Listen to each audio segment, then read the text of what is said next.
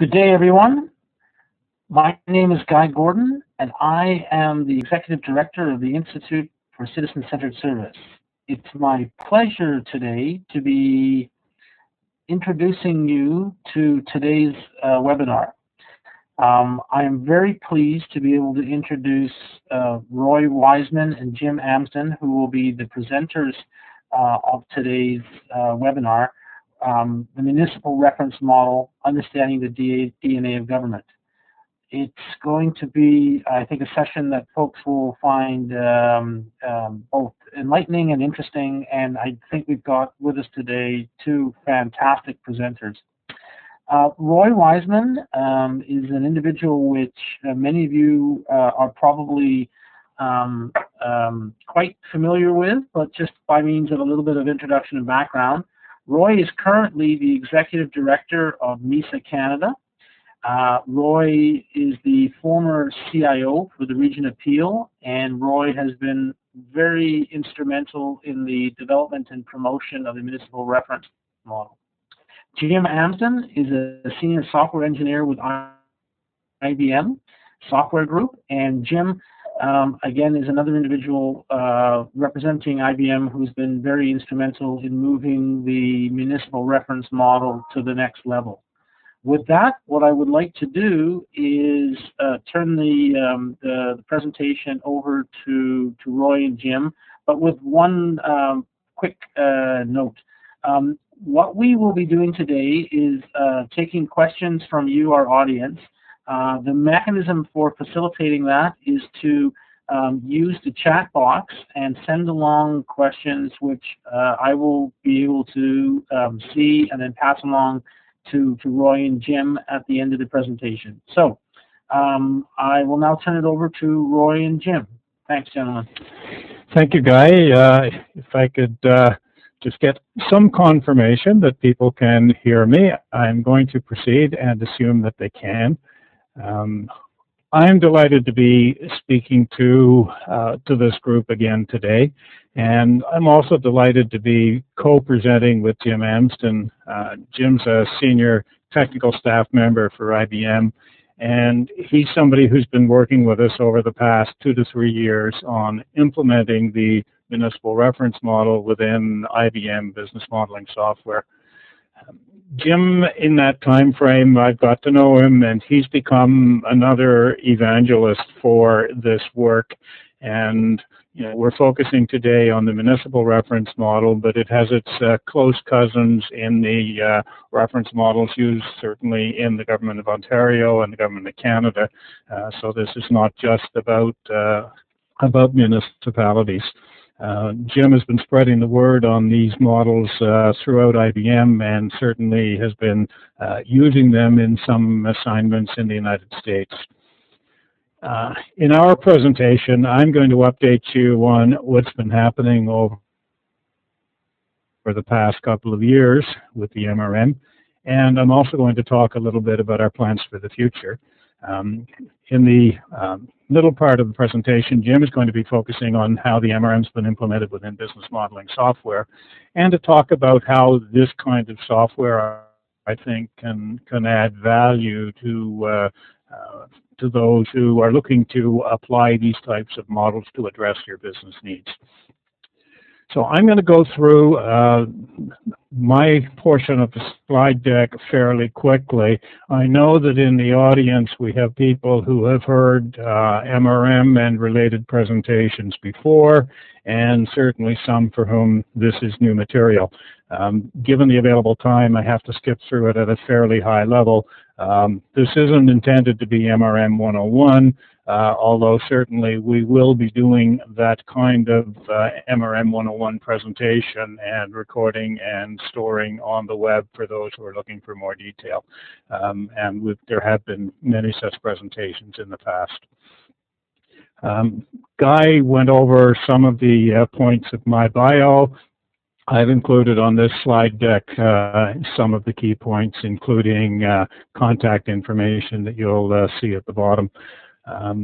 I believe I can say that this session is being recorded. It will be available afterwards, and the slide decks will as well be available to the presenters. So don't worry about having missed any of the points on any of the particular slides. So, as mentioned, I'm going to skip over the context for the MRM relatively quickly.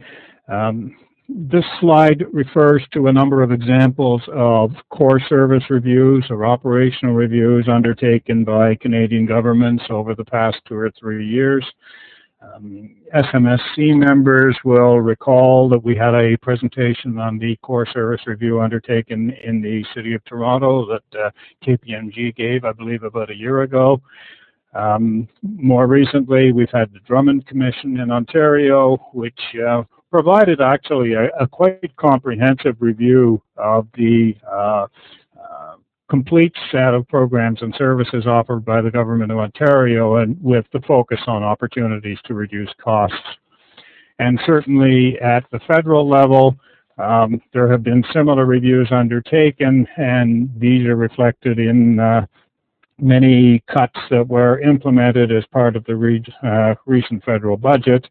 The government has been reluctant to refer to these as service cuts, but I think they certainly reflect a fairly comprehensive review of the services offered by the Government of Canada. In any case, I think it's pretty obvious that governments at all levels are examining their services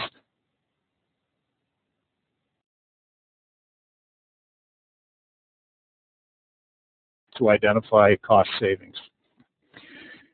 So whether explicitly or implicitly, these reviews all start with the same basic questions. What are we doing today?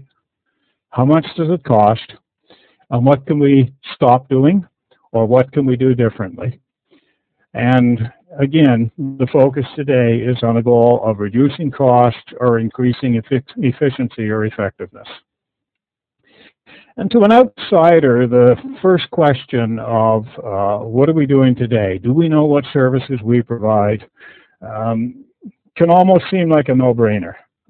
We assume that any private sector organization has a well-understood catalog of what the services are that they offer and what the costs are associated with that service, and certainly what the pricing is for that service is what the pricing is to their customer.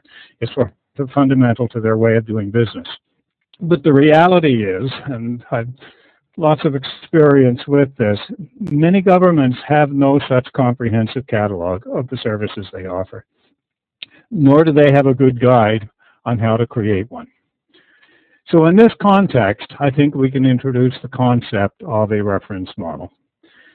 And while I quite like the longer definition quoted from Wikipedia here or from Oasis, I think the short definition on the bottom, a set of rules for how you describe things, is essentially, gets to the essence of what a reference model is.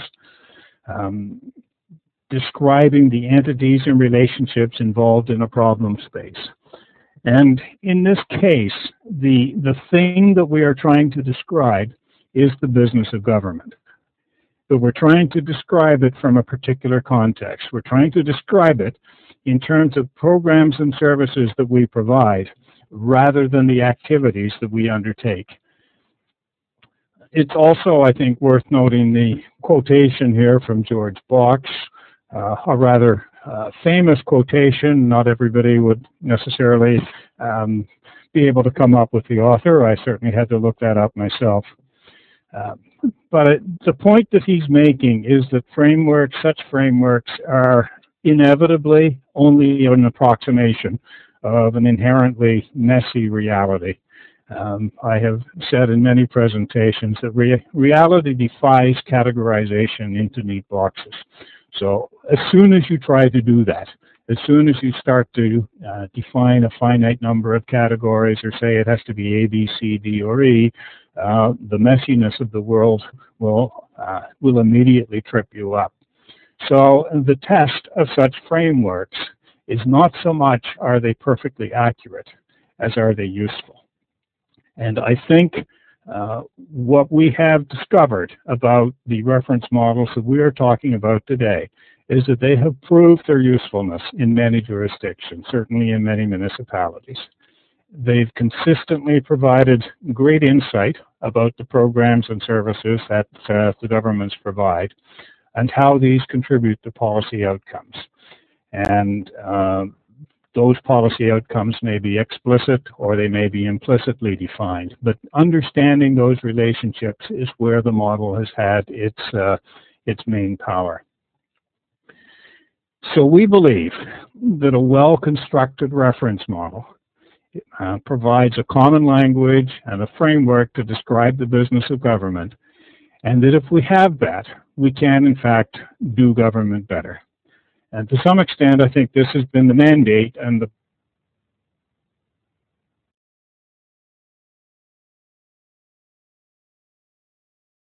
popularize those frameworks. It's also important, I think, that the reference model needs to define government in terms of the value that we provide to our citizens and residents. Focusing on what we do, so if we focus on activities rather than on services, then in my view, this leads to doing more of the same. We might do it more efficiently. We may find the way to do the same job better. But if we focus instead on outcomes and how we are achieving those outcomes through the services that we provide, then I believe we move the discussion to a whole new level. So the program and service paradigm is essential to the models that we are talking about. It's what makes these models, I think, more useful than many other frameworks that have been used to describe government. So that's a bit of the background. I am going to touch very briefly on history. It's worth a few moments, I think, to review some of the key milestones of this particular journey. And the first point is that the municipal reference model and its related models have actually been around for a surprisingly long time. I'm not sure that that many of you who weren't involved in the early years are aware that these are now almost 20 years old. Throughout that time, the adoption and use has ebbed and flowed. There have been periods of fairly substantial activity. There's been periods when they've been more or less dormant in one jurisdiction and then perhaps having a revival in a different jurisdiction. The MRM is also, I think, quite unique in being a framework that was developed first for a group of Ontario municipalities under the direction of MISA Ontario. It was subsequently adopted by at least 2 provincial governments, formerly in Ontario and Alberta, and a little bit after that by the Government of Canada. So by the time that the MRM was achieving some prevalence within Ontario and the Government of Canada, it was more or less dormant at the municipal level, but people were starting to hear about it through the federal and provincial projects, and that sparked a bit of a revival. And in 2007, MISA initiated a project to update the MRM for municipalities. What had happened in the meantime is municipalities were applying this framework individually with support from Chartwell, but that there wasn't any sort of collective initiative anymore. There weren't other people that they could talk to or any process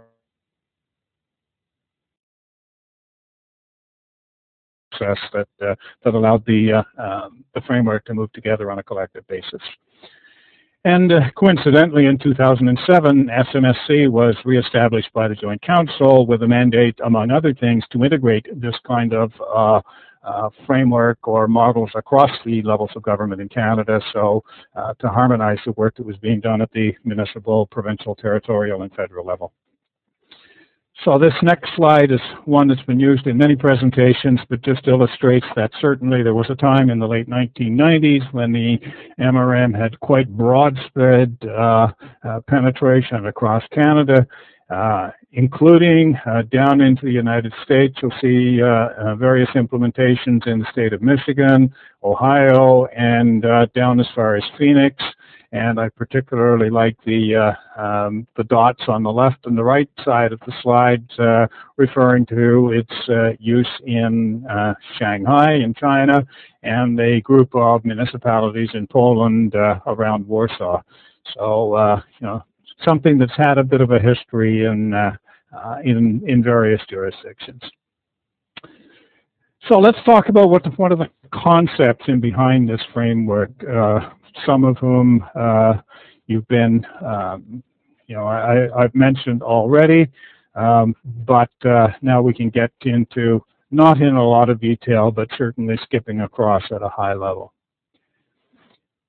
I expect that many of you are familiar with this diagram. You have seen it in various forms in municipal, provincial, or federal space. It's certainly one that pops up in an awful lot of presentations across Canada and illustrates again the power of the model. I find it interesting. I've read through architectures, government architectures in the US, in Australia, and a couple of others, and I find it interesting that many of these architectures refer to services without actually defining what a service is. And I think one of the strengths of the MRM is in the power and tightness of its definitions. And as one example, the definition of a service as being fundamentally about delivering outputs of value to clients. This differentiates services from other activities of government, which may support service delivery but are not services in themselves. Another way I look at this is that services represent what people receive from government. In the private sector, the services or products are the things that we pay for or that we would pay for. And no one in the private sector, as an example, would confuse a billing function with being one of their products. But in government, many people call tax collection a service. So it illustrates how the viewpoint can clarify what we mean when we are talking about services. They deliver things of value to customers, to clients who receive outputs from those services. In the private sector, products and services are delivered and justified simply on the basis of whether they generate a profit for the company. So if you can develop and sell something and generate a profit, that in itself is the motivation for providing that particular service or product. The uniqueness of government is that our services are justified on an entirely different basis, and that is that they contribute to broad program outcomes that address the needs of individuals or groups in society.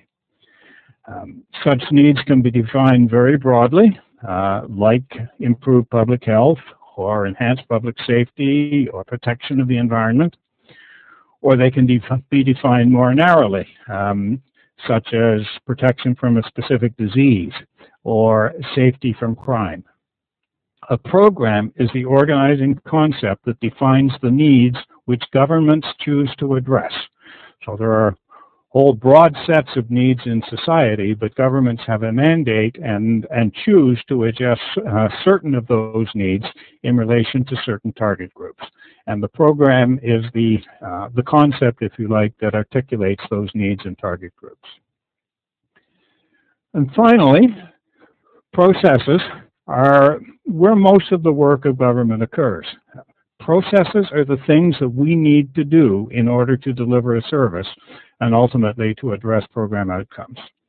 So this is where functions like billing, registration, eligibility review, service request tracking, the normal activities of program planning and monitoring, that's where they belong. And there's a natural tendency of those who are involved in government to try to elevate what they do, their particular activity, into the realm of a service or even a program. But the reality is, most of our activity is around processes. And viewing matters from the client perspective, what do they get? What would they pay for in the private sector analogy can make this clear. So putting it all together, we have a hierarchy of programs, services, and processes, such as illustrated on this slide. The program is addressing a need for improved health. We have a food inspection service that contributes to this need by reducing the incidence of illness due to improperly prepared food. We can have an immunization service that contributes to reducing the risk of contracting a particular disease, in this case, flu. There may be many other services that can all contribute to a public health outcome. They may have services dealing with smoking cessation, addressing issues associated with diabetes or obesity, sexually transmitted diseases. All of these can contribute to the public health outcome. The challenge for government is to define the optimal mix of services that will provide the greatest impact on the outcome for the available funds. So that's essentially what you're trying to do. You're trying to move the outcome. And you move the outcome through these individual services, each of which contribute in their unique way. And in total, we achieve progress against the outcome that government has set for itself. Once you have that framework in mind, then performance measurement follows.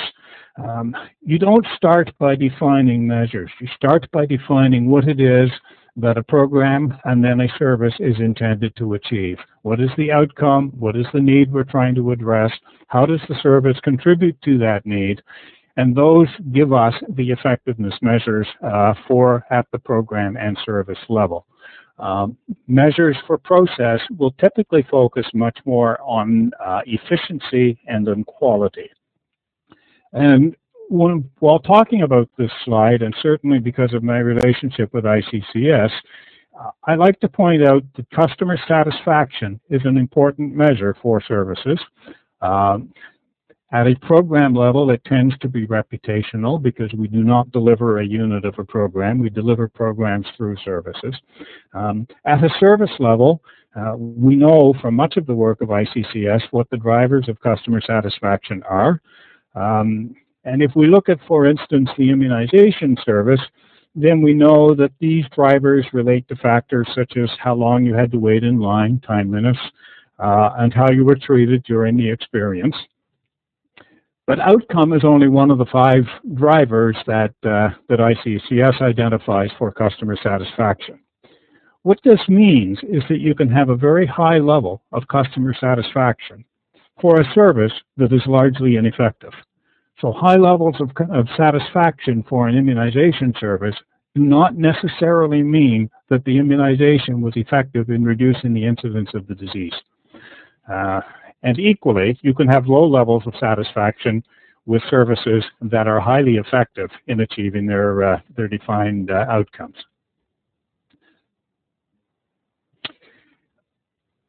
When the MRM was adopted by the Government of Canada, they implemented a number of refinements and improvements in the model. One of them is reflected by this, which is the GSRM top model, classification of service output types, for instance, 19 defined categories of service output types, which is a really useful concept for classifying services, taking into account my earlier comments that such classifications are always only an approximation. And the 23 program fields, 12 public program fields, and 11 internal program fields. These were certainly designed based on Government of Canada programs and need to be adjusted a little bit when we are dealing with programs at the municipal level and potentially at the provincial level. For instance, at the municipal level, we would probably want to define recreation and leisure as a separate program field rather than burying it under either social development or cultural development. But these are examples of such frameworks and classification schemes are very useful. The GSRM also introduced a number of really useful diagrams to illustrate the relationships among the model components, and I know that in Jim Amston's presentation, he'll be referring to many of these, PSAM, SIAM, program logic model, etc., in his presentation. So those are some of the key concepts. If we turn now to the components of the MRM solution that is now ready to be provided to interested municipalities. Many of the components are, I would say, quite well developed, and others require work and will continue to be developed over time.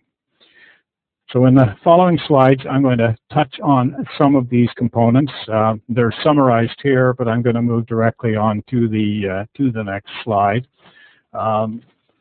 This is the fairly complete meta model. I include this just to indicate that while the earlier diagram certainly provides the main components, there are a few more bits and pieces in the model, and all of these have been well identified, and their position in the structure and relationships has been well defined. But for your purposes, this diagram provides a more realistic example of the subset of those entities and relationships that we have been focusing on certainly over the last couple of years, and have been implemented within the business modeling software. And in many ways, you can look at this diagram and say it's really taking the earlier diagram of program services, processes, target groups, etc., and putting it more into a business modeling language and framework, but it is essentially the same diagram. But you need more than a diagram of entities and relationships.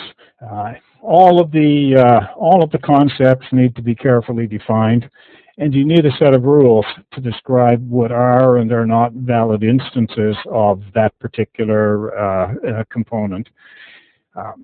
Many of these rules were actually developed in the original MRM dating back to 1995. It's surprising how well the 1995, what we used to call the Red Book, actually stands up. But we can certainly acknowledge as well that they have been refined over time, and certainly in the work done in the province of Ontario and the government of Canada, lots of good improvements and refinements of these definitions and rules and principles. We've now produced a MRM-oriented principles and rules document as part of our project, and it is available now as part of the MRM set of products. The original MRM also included a generic catalog of municipal services. Since that time, many municipalities have developed their own service catalogs or service inventories. But in 2011, we had a team of municipal experts, I guess you could call them, from Edmonton, Fredericton, Peel, Windsor, and Toronto, collaborate and produce an updated authoritative reference model of municipal programs and services. And as we were doing this, we were applying the rules fairly carefully. And we were also bringing together the individual experiences of those various municipalities as they'd worked through the process of creating their own model. But I think it's fair to say that this is just version 1 of an authoritative reference model. There's a lot more to be done in 2 different areas. First, the services at the most detailed level are by no means exhaustive. For instance, we have business licensing as a top-level service, and we've included many examples of the types of business licenses implemented in municipalities, from anything from body rub parlors to taxis. But we didn't attempt to provide an absolutely complete list of all types of businesses which are being licensed by any municipality in any province in Canada. And there are many examples of this where the detail level services are more representative than intended to be complete. But perhaps more importantly, many of the elements in the meta model haven't yet been populated. So we have defined the elements that you see listed in the column headings, but we've not yet, for instance, populated the processes for most of the services. We haven't populated to any extent the performance measures that would be appropriate for the services. So there's a whole lot of work of going back through and filling in many of the gaps. I should also say that the definition of the internal services as distinct from the public services is, in my mind, certainly didn't receive the same level of review, and I think needs another thorough review before it would stand up to the same test as we have for the public services. When you take all of that information, then you can produce a service profile for any service, and it looks a bit like this. One of the values of implementing the MRM in software is you can take the same information that showed as rows and columns in a spreadsheet, and you can start to organize it and present it in multiple different forms, and something like a service profile becomes just one of the forms in which you can present the information. You have a great deal of flexibility when you implement within software. Many of us have found that our own service catalogs that we have implemented in Word or Excel don't lend themselves to this kind of sort of rearrangement, analysis, gathering together services by different categories like output type, etc. But when you put the pieces together, it looks like this. We've talked about the meta model and the reference model. Any municipality can start with these and develop their own custom model from their municipality, essentially just by deleting the services from the reference model that they don't provide and adding any services that they do provide, which may be missing. Municipalities will also add their own custom elements which don't lend themselves to standardization. For instance, there's no standard definition of a municipal organizational structure, an organizational unit that provides a service. So in each case, a municipality is going to have to say, here is the unit that provides that service in my municipality. And similarly, while we might be able to define appropriate performance measures for a service, if you wanted to include actual results in your service catalog, then those are going to be unique to each municipality.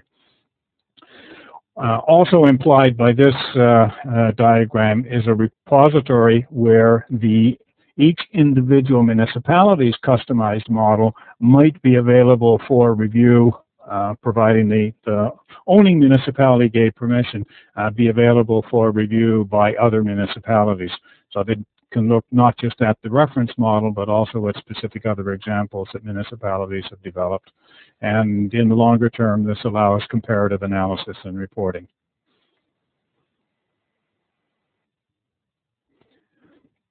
So what does this all mean to you today?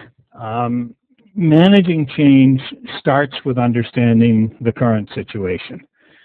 And establishing or defining the current situation can be a huge endeavor in its own right.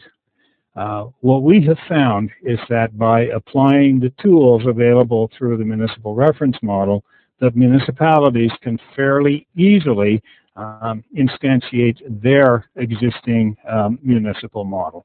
The MRM provides the starting point.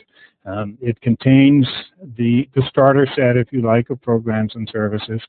It's based on best practices. It's based on analysis, on applying the rules that have been developed over a period of time, and it shows municipalities what a good model looks like. Having said all of that, each municipality needs to go through the process on its own to simply take an off-the-shelf set of services and, spend a minimal amount of effort of adding and deleting and saying, well, that's our model, will provide almost no value to the municipality. It is, in fact, going through the process and understanding their services, what outcomes they're intended to contribute to, and what those relations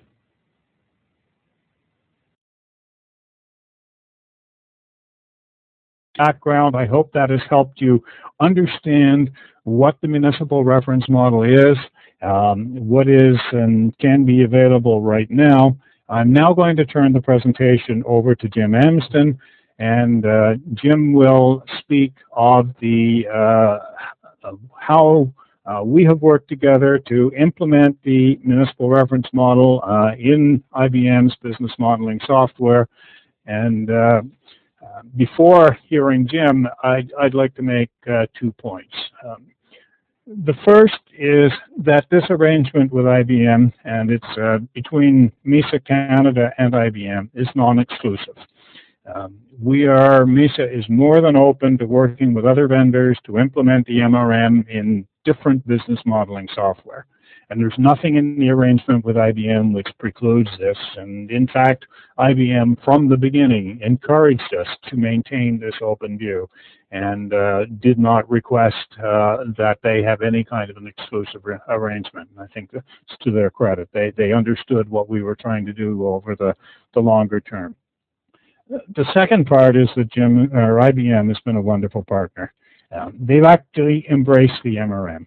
People like Jim have put in countless hours working with us on a solution, and we believe this solution can now meet the needs of many organizations that are looking for relatively enhanced or sophisticated capabilities and are ready to implement business modeling software. You'll also hear that they've made arrangements with a third-party supplier so that the particular implementation is now available through the cloud with cloud-based subscription pricing. So that's a bit of the background. I'm now going to turn things over to Jim. Jim is with the Rational Software Group in IBM, I believe working out of Raleigh. I've often wondered whether there was also an irrational software group within IBM, but perhaps not. As mentioned, a great partner on this particular project and has become an MRM evangelist, as I'm sure you will hear. Jim, over to you. I'm presenter now. Can I get some feedback as to whether you can hear me or not?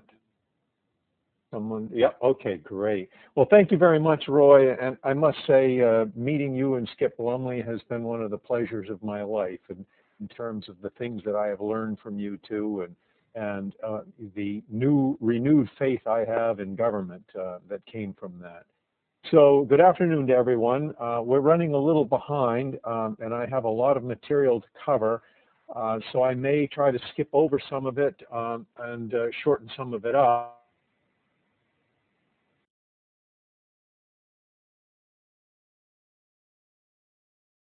Faces.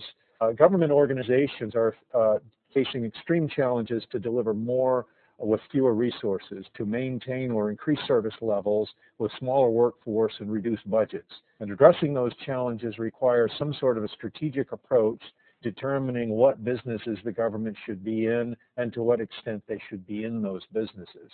That requires some sort of rational process for doing planning and budgeting, performance management, and operations management that's intended to maximize outcomes from available revenue. It requires a means of capturing, assessing, and communicating information about current environments, and then determining, evaluating, and choosing different actions to evolve your programs and services in order to achieve desired results while managing costs. So this concept of government by design is essentially a way of thinking about applying strategic planning to government in a form that can provide a comprehensive view of the whole of government, the whole of your businesses, and the services that your agencies provide and are accountable for. And I need to, okay. So no matter what challenges you might be facing, you can always strive to do the best you can with what you have. But to do this, we need to have an effective approach to planning and budgeting that will deliver the results that citizens need and want at a price they're willing to pay. So policy planning and budgeting requires some sort of process that supports the information required to address these three fundamental concerns. First, you need to determine what are the highest priority things you need to do in terms of the services you provide to address citizens' needs. Secondly, you need to determine what's the most efficient and effective way of delivering those services. And third, you need to find ways to leverage citizens groups, community organizations, and the private sector businesses to collaboratively work together for transparent, effective, and efficient government in order to manage change and provide continuous improvement. So I'm going to be covering a lot of concepts today, and so I'll be touching them at a very high level. Certainly Roy and I will be happy to follow up with any additional information you might need. Okay, so Rational has provided a set of tools that can help you address some of these challenges and deliver the results you need to deliver to your citizens. The offering involves an integration of a number of IBM products that support requirements, definition, and management, municipal business architecture, strategic planning, portfolio and strategy management, collaboration, and review and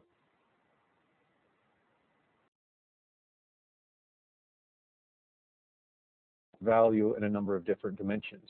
In the chart above, you can see that the stakeholders involved in this service design workbench can be organized into three broad categories.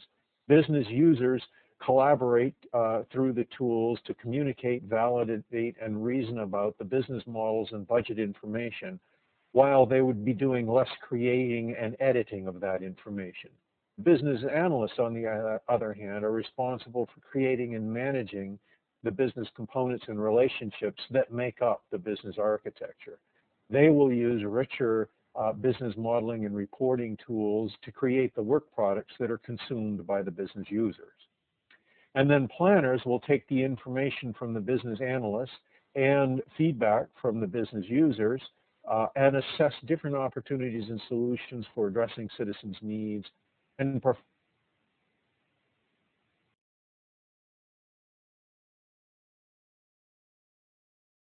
programs to fund and what performance gaps might be closed.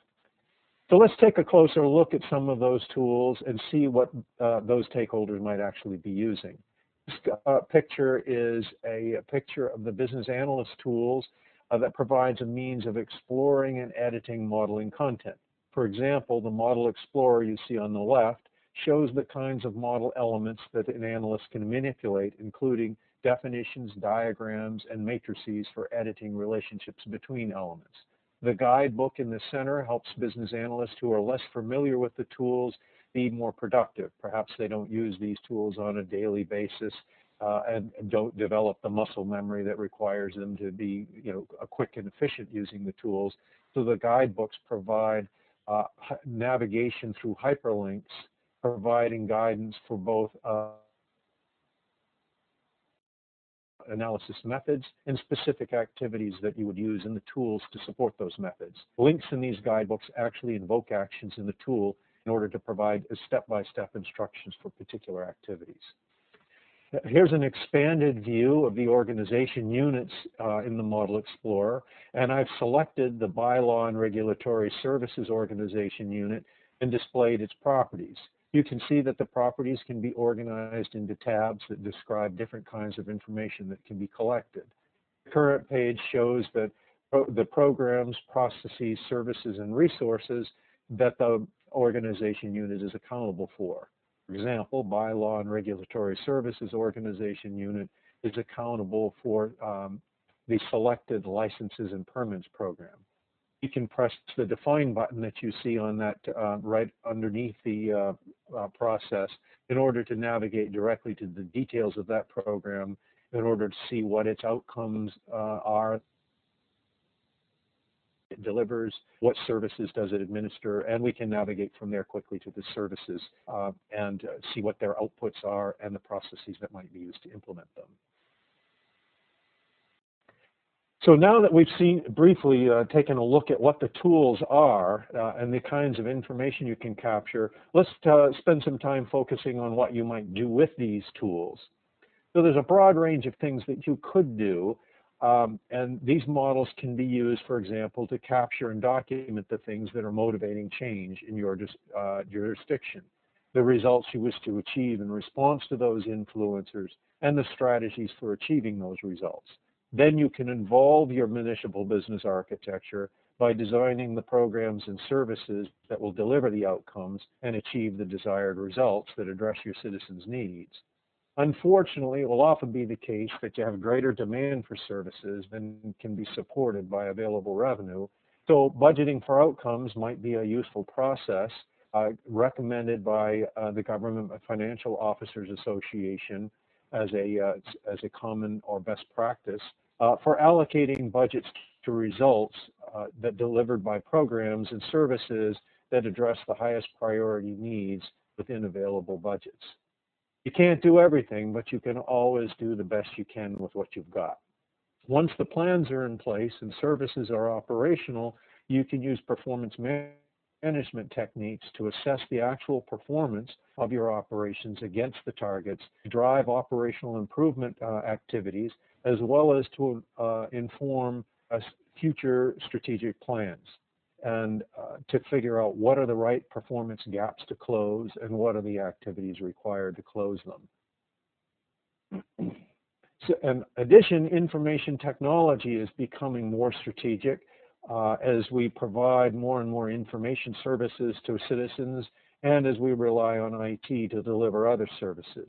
So integration of your business architecture with your information systems architecture can help identify opportunities for IT exploitation for more effective and efficient and cost-effective means of realizing your services, or more effective ways of increasing services levels.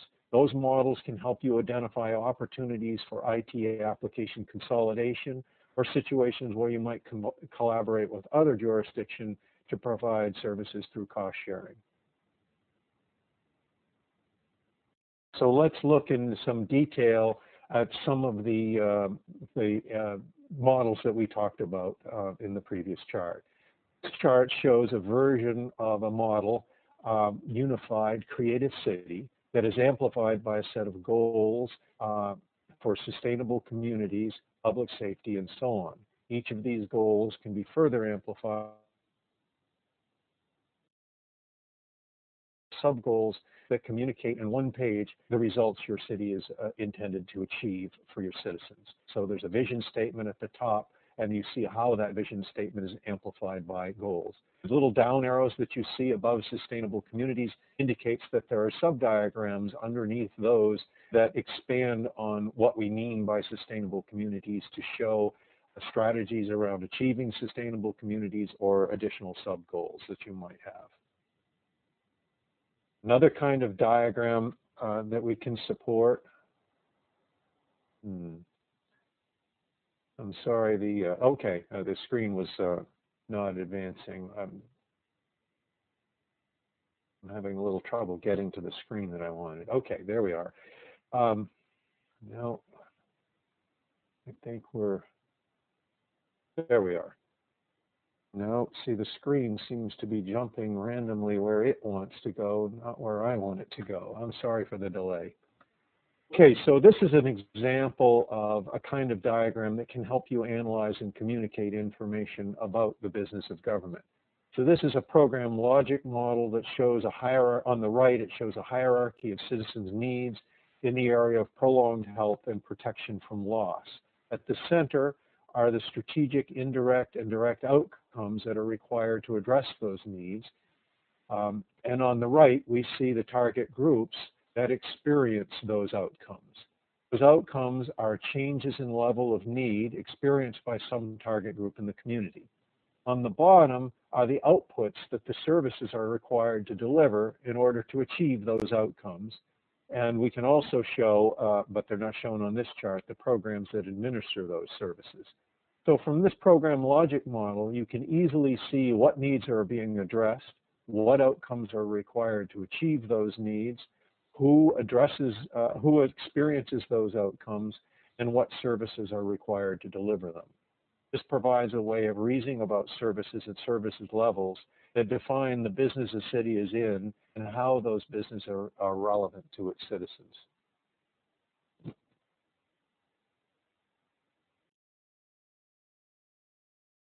Another kind of diagram is the service integration and accountability diagram. This shows the accountability for delivering outcomes by organization units and the relationship the organization units have with the target groups that they serve. So at the top, we see the fire department is accountable for the fire safety program, which administers a number of services, including the fire rescue service. We see that that there can be service level agreements between services. These might be internal versus public services, and we can see what outputs those services produce and who is impacted by those outcomes.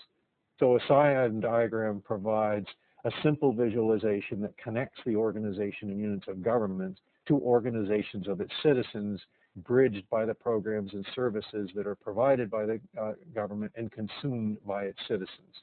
From this diagram, it's easy to see who is accountable for delivering what to whom and how. You can easily see organizations that are accountable for too much or too little, perhaps motivating reorganization activities. And you can see what target groups in your community might be over or underserved as input into analysis and change initiatives. I'm going to skip some of these detailed charts where we would look in further detail at an example of animal control. You can look at those charts on your own and see how some of these details might be modeled. So for example, the Animal Control Service produces an output of a period of permission to own a pet. You can see a list of the processes that support or implement that service. And you can see on this diagram an example of a process model that shows the sequences of those activities and any interactions that might go across them. So this pool represents the animal registration service, and each one of these lanes represents the processes that implement those services. So it is possible to model the details of the processes and activities should you wish to do so. The next thing I want to cover very briefly is the idea of planning and budgeting. Budgeting for outcomes is one possible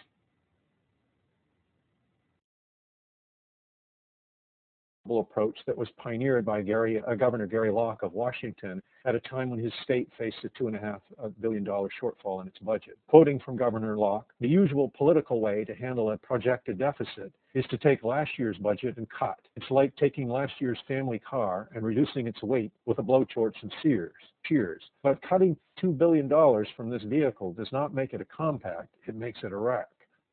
What we want is a budget that's designed from the ground up." So a process that evolved from zero-based budgeting concepts was designed and described in a book by David Osborne and Peter Hutchinson called The Price of Government, Getting the Results We Need from an Age of Fiscal Crisis. Budgeting for outcomes is supported by consulting organizations such as Public Strategies Group, and as I mentioned earlier, is a recommendation of the Government Finance Officers Association. So any kind of planning process can be challenged by uncertain, inaccurate, or missing information. For example, if in budgeting for outcomes, the revenue estimates that you start with are poor, then obviously the plans you derive from those revenue estimates will be suspect as well. So having good information is key to making good plans. But also, you need line of sight between the city's goals, the service offers that support the achievement of those goals, and the performance indicators that will be used to assess whether those goals were achieved or not. And that's very difficult to do without supporting tools and accurate information. So we'll look at some of the tools that we have that support this budgeting for outcomes process. But once in that process you've established the results you wish to achieve, you've prioritized those results, perhaps with input from citizens, and service offers have been, requests for offers have been submitted and offers have been delivered. You're now ready to make the hard budgeting decisions. So how do you do that? Choosing offerings that deliver results involves determining which programs to invest in based on business goals, community needs prioritization, risk management, cost, time to value, and so on. But most important, it's based upon the outcomes that are delivered. This approach to strategic planning provides an emphasis on outcomes that are required to address needs instead of what to cut or what activities to optimize. So value becomes more relative based upon community need prioritization. Citizens can focus on what they're getting for their tax dollars instead of what the government is cutting. So in this example, we're looking at the elements of a graph that show pipeline programs that are ready to be assessed. Those programs can be assessed across a broad range of criteria.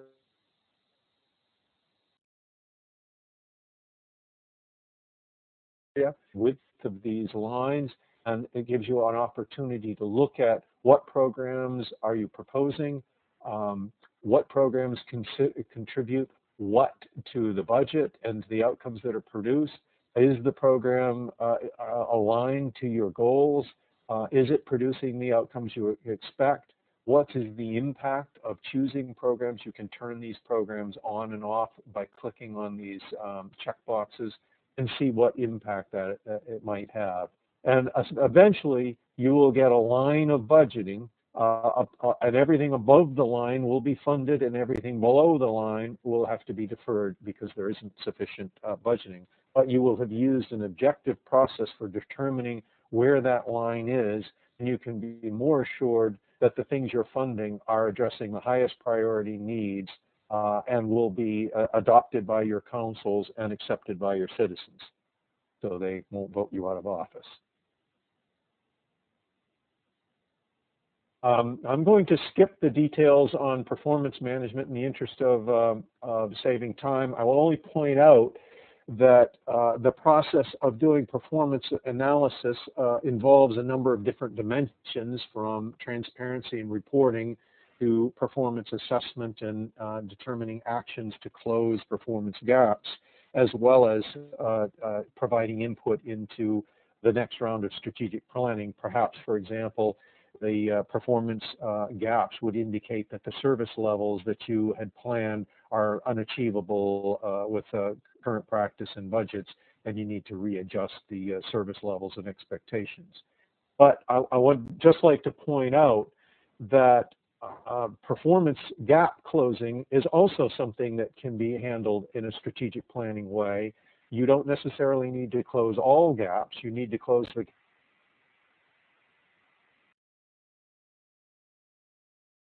gaps that are going to have the most effective and significant outcomes. And so that can go through an assessment and analysis process just like your budgeting did. And you can use the same tools for optimizing your performance management that you used for optimizing your budgets. This next chart shows a diagram for how you can visualize performance assessments in a heat map. We can see that the transportation department is accountable for roads and the trans help system. The roads program administers a number of services, and we can see analytic depictions that show information visually about the assessment of the performance indicator for road congestion. This provides an easy way to visualize assessments and who's accountable for those assessments and what they're accountable for. And finally, you can connect your business architecture captured in the municipal reference model to your overall enterprise architecture, because the implementation of the municipal reference architecture is as an extension of the Open Group's architecture development method. And so you can integrate your business architecture with your information systems and technology architectures, as well as use tools and techniques for gap analysis, requirements management, and so on, that are recommended by the Open Group in their architecture, standard architecture development method. So thank you for your time. I'm aware that we've kind of run over and we were a little rushed, but I'm hoping that you got a good overview of what the MRM is, how it might be useful to you, and how we can provide materials and supporting tools to make it usable and actionable in your organizations. So I'll hand back to Roy now to finish up. Thanks, Tim. That was terrific. we're skipping over here some of the tools that are being used for various purposes, and certainly the point emphasized on the bottom is that these tools are available again in a cloud offering, and anybody can follow up with Jim who is interested in exploring that further. What I'd like to do in just the last couple of minutes is to give you a bit of an overview of where we're going from here. And our future plans are really built around a set of principles. I'm going to skip over them fairly quickly, but our ultimate goal is that the MRM and its related reference models become a widely adopted standard for government service modeling in Canada. That's really where we're headed. It's where MISA is trying to go. I think it's where the Service Mapping Subcommittee is trying to go as well.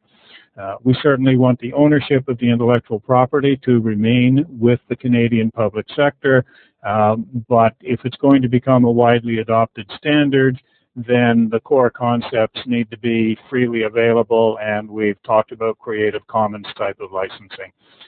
Certainly from a municipal perspective, we want to maintain alignment with the other orders of government in Canada.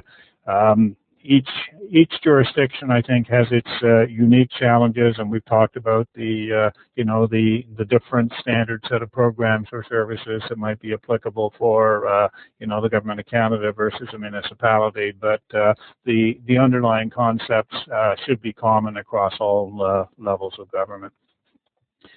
I think a really important point that we've come to learn over time is that these models are not what I would call an out-of-the-box solution.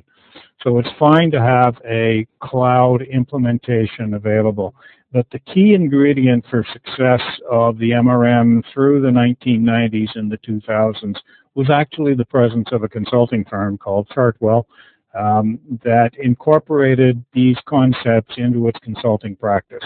And they essentially spread the word with every consulting assignment. And they were assisted by partnerships with other firms. Nexian, for instance, provided training in these concepts and developed courses around the GSRM and VTEP from the Government of Canada implementation. I think that success in the next decade requires fostering a new level of private sector interest. KPMG is the successor. They acquired Chartwell a couple of years ago, and they're still in the field. Certainly IBM has come on the scene, and you've heard that they've certainly endorsed and embraced a lot of these concepts. But I think we need more. We need more people that are available to help municipalities implement these models and achieve the results that they can achieve.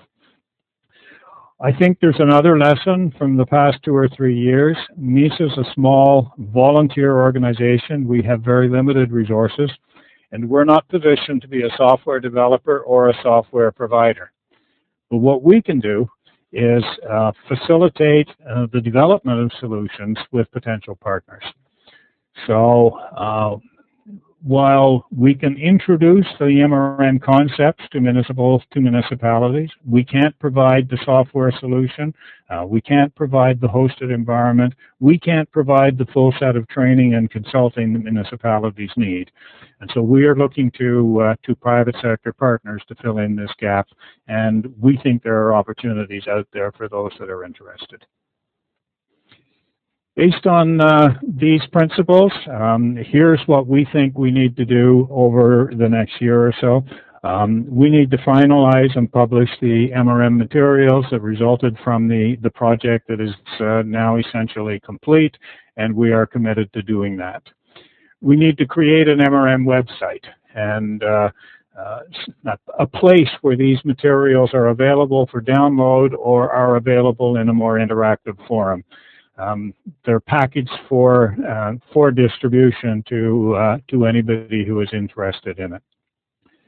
We need to promote and support collaboration among the existing users. What we have heard from people who have implemented the MRM is they are crying out for the opportunity to talk to others, to share their experiences, to ask questions. How did you address a certain issue? How did you define this particular service? What is the relationship that you define for this service with broader program outcomes? We need to have a forum where these kinds of discussions can take place. So certainly we will be doing that through a collaboration website as part of that solution, and probably other forums, including opportunities for people to get together and have these discussions in person as well. There's a wealth of information that's already available in emails and draft documents, and we've just got to get these out and published. We need a place, obviously, to host these materials, and if the MRM is to become a standard, then we require easy access to it. But a website doesn't by itself create collaboration. We actually need an active set of people who are interested in applying and using the MRM. We need to bring together those people from across the country who've been working on their own in splendid isolation up until now. We need to do that at the municipal level in the same way that SMSC is trying to do interjurisdictionally. We need to create working groups that can further develop the MRM content, and I've identified areas that, where there are still gaps related to performance measures. We've done work on hierarchy of target groups or hierarchies of needs that can be, further reviewed and refined and validated. So there's a ton more to be done. There's also opportunities to integrate the MRM into broader national and international standards. Jim has been involved in the open group. IBM is an active member, and he's noted just briefly how the MRM can be integrated with TOGAF, and has done, in fact, a very excellent report on exactly this subject, also with business motivation modeling standards. I think there are opportunities to make the MRM part of a broader framework. I also think that it should be integrated within the ICCS work on service management and training, that you can't train people in customer service without them understanding the definitions and concepts related to defining a service that we've talked about here today. And finally, I've already talked about the need to develop and foster private sector participation. The MRM has only been successful when we've had these services available from the private sector, and in my view, it's the only way we can be successful in the future. So while MISA can't be the provider, I think it has a strong role to play in facilitating this particular, the development of this particular ecosystem. So that's what we'll be focusing on over the next year or so. Guy, I'm going to turn it back to you. Being aware of the time, I know that there's been a couple of questions come in, and I wonder if we have time to deal with those, or how you want to wrap us up. Thanks very much, Roy, and thanks very much, Jim. What I suggest that we do is I will just sort of wrap up and thank you both for your presentation at this point. But I will invite you and anybody else who would like to stay on, and I'll ask the questions if we have a few more minutes. So for those people who have to duck out, that will be great. But I can tell you, Roy, that we've just monitoring the number of people who are still online here. The two of you have absolutely, captured the interest, because we've had relatively few people leave us, even though we've gone past the hour. So for those of you who have to head off for the rest of your day, I'd like to thank you very much. And for those of you who'd like to stay and listen for a few questions and answers, a couple have come in that I've received. You may have gotten some directly to yourself, Roy. So we'll start with a couple of questions. So the first question that was forwarded to me is as follows. Give me a second here. How does the MRM deal with non-standard programs and services? And then a follow-up to that question is, does the MRM use or provide benchmarks for performance measurement?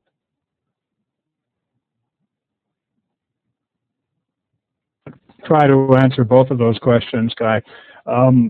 First, the MRM is by no means, in its reference model, trying to say that certain services are standard or non-standard. Ultimately, the reference model should capture any service that is delivered by any municipality in Canada. And we are aware that in certain parts of the country, there will be services delivered, perhaps in the far north, that would never cross our mind in the city of Toronto or in other climates. So, ultimately, we are intending to provide a complete catalog of services, and the only question really is this genuinely a service? Does it meet the rules, if you like, for defining a service? In terms of benchmarks for performance, again, I think I'll answer that in two parts. One is that as I think one of the high priority next steps, we need to define appropriate measures for the efficiency and effectiveness of all of the services that are included in the reference model. So a measure is one thing. The next step is if people start to adopt those measures as standards, then they will start to provide their own feedback in terms of what they have been able to achieve. And it's only when you get to that point that you have anything that approximates a benchmark. Guy, as you are aware, there are other benchmarking activities at the municipal level, including something called OMBI, the Ontario Municipal Benchmarking Initiative, that we have been working with over some period of time to ensure that when they are defining benchmarks and collecting data from municipalities, that they understand whether their measurements relate to a service, a program, etc. So there's certainly been ongoing dialogue between the MRM project and some of these benchmarking initiatives. But at this point, the MRM is not by itself, does not have benchmarking data embedded in it. It would take quite some time, I think, for that to happen. For those interested in that, I would certainly point them towards OMBI as a more mature group in specifically the benchmarking area. I could add a couple of things to that, Roy. First of all, a clarification on the reference model and its use. The reference model really consists of two parts. One part is the language for talking about the elements and relationships in some domain.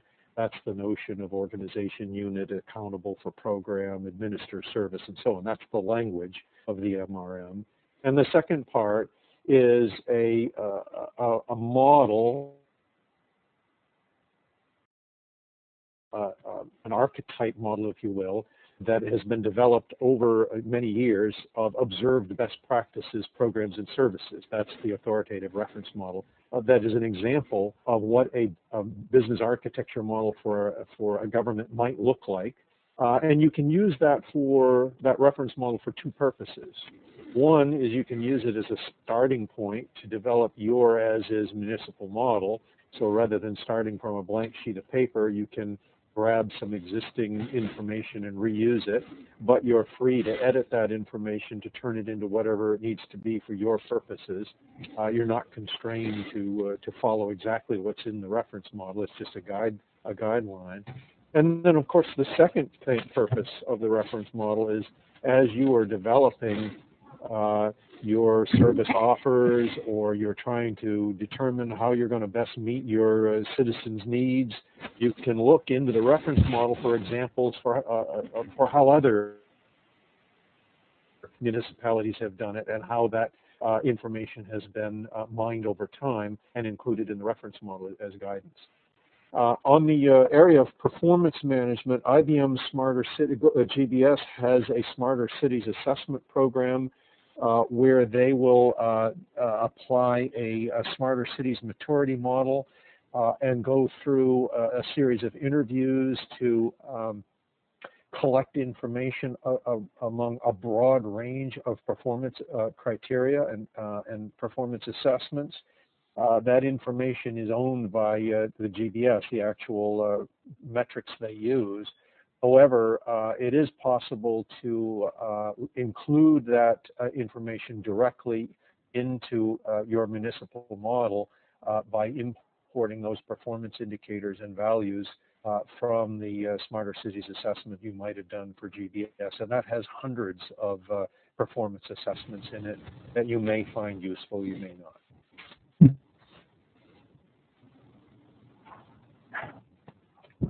Okay, the next question that I have is the MRM an open standard? I'm going to say not yet, but it is our goal that it become an open standard. One of the issues that we have addressed over time is that the work that is done to date has been funded by a specific set of municipalities. And we need to ensure first that we deliver the value and the products back to them to say, here's the completed work that you have funded. As part of that, we need to secure their agreement that these products will now be made available to the broader public community. And that certainly is my goal. I believe that the meta model, the modeling principles, much of the material we can move into the open standard public domain with little challenge. Whether the reference model itself we can move into the public domain, that certainly would be my goal. Just a quick thing to add to that. As we built the implementation of this offering, we realized that first of all, that it would be useful to extend it off of existing standards like the Open Group's Architecture Development Method and OMG's standard for business motivation modeling. And we also have implemented an OWL ontology that describes the MRM using open government principles that are typical of open government, using concepts of the semantic web. We also use that to help integrate the MRM across our tools, and so that is available and would be a useful starting point for the standardization process, because it's an open expression of the MRM modeling language in a tool independent and open way.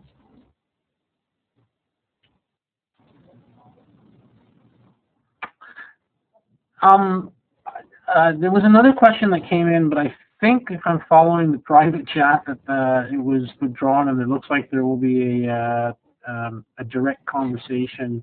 There'll be a direct follow-up with you. What I would suggest at this stage is that if you've received any other sort of questions, either directly or either Jim or Roy, I'll let you sort of bring those on to the floor. If not, what we can do is we can wrap up. There was one question I received around whether there were any implementations that we know of in the province of Quebec, and I am not aware of any implementations in Quebec. Can certainly follow up further with the person who provided that question. I do know that I have had expressions of interest from 4 or 5 different municipalities in Quebec, but I don't believe at this point it has gone beyond interest. I also know that KPMG was receiving some requests for further information through their consulting practice. So, perhaps one of those has developed into an active implementation. Clearly, one of the challenges here will be to translate a lot of the material into French, and certainly from the MRM side, that has not been done. I think Government of Canada materials under GSRM, again, obviously a near cousin, are available in both languages.